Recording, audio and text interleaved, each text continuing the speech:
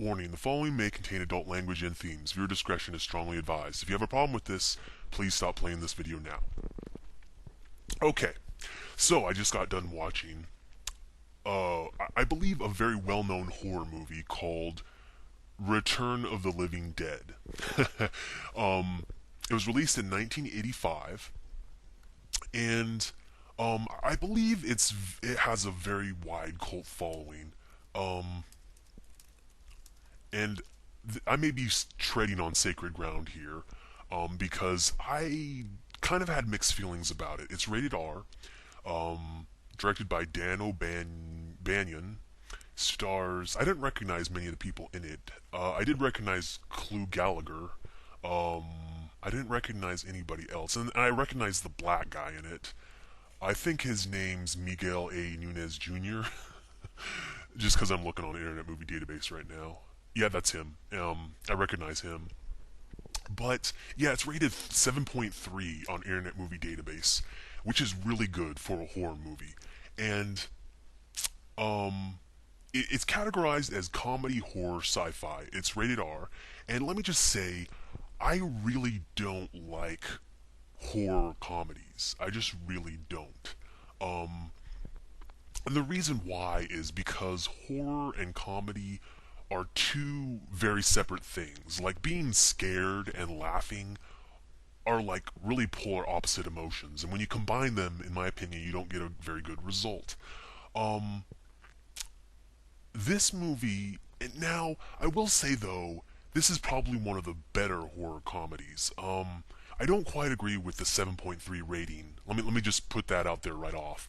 I would probably give this like a 6.9, maybe a 7 out of 10. Basically,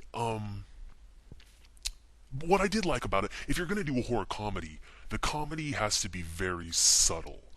And this movie, for the most part, did it.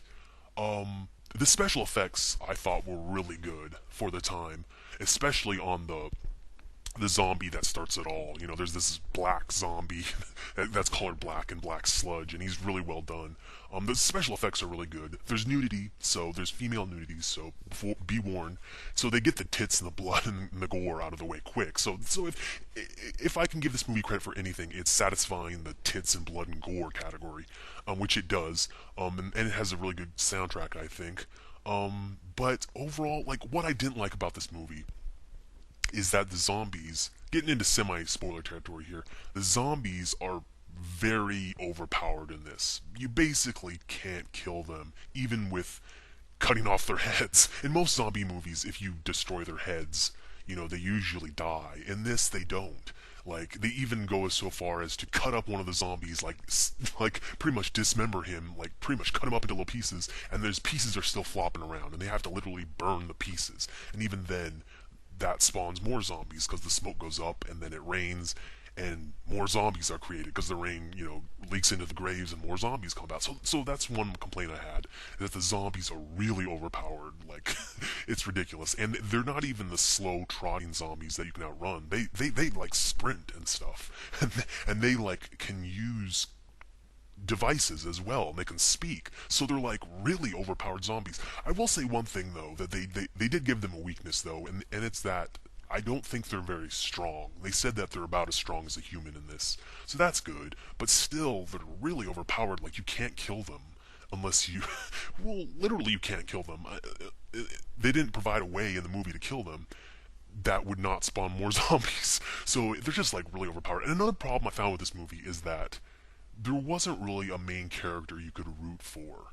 And now, yeah, I know, and that you could say that's not important in a movie like this, but I usually like to have at least one character that you're somewhat close to. Um, there are a few characters you get close to, but then they get killed off and replaced by new characters that you don't give a fuck about. And also, one thing I did like, though, is that the comedy is very subtle in this movie. It's not as, like, in your face and over the top. Well, there are a few moments where it's kind of too in your face and over the top. Like, I don't know, like I kind of rolled my eyes at when the hot girl who's naked comes back to life and is just. I kind of rolled my eyes at that part because she looked extremely hot, like her body wasn't ripped up at all, even though she'd been eaten by zombies. Um, and the ending, I really didn't like the ending. I thought it was.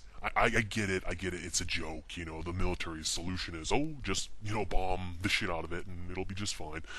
I get that's the joke, but it seemed like sort of a cop out ending. I get it, but that's the punchline.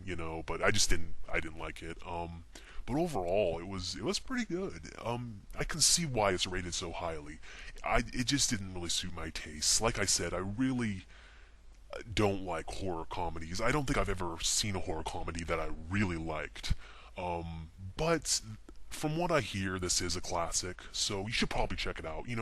If you're not like me, you may really like this. But yeah, overall, it's pretty good.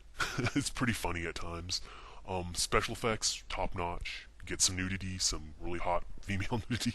So, get drunk, get some beers, and watch this movie.